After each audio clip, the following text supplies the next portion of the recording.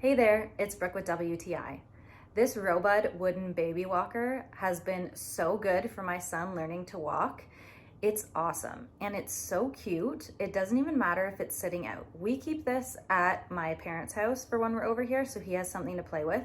And there's so many things on it, he gets so excited every time he sees it.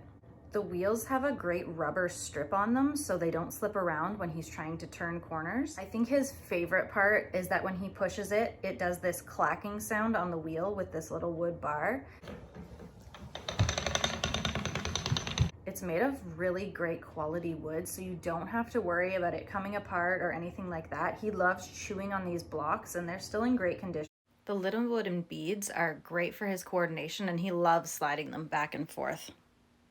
I love the awesome muted colors of this baby walker, and my son loves all the things that he can play with on it and the loud clacking noise that it makes when he walks with it. And that's my point of view.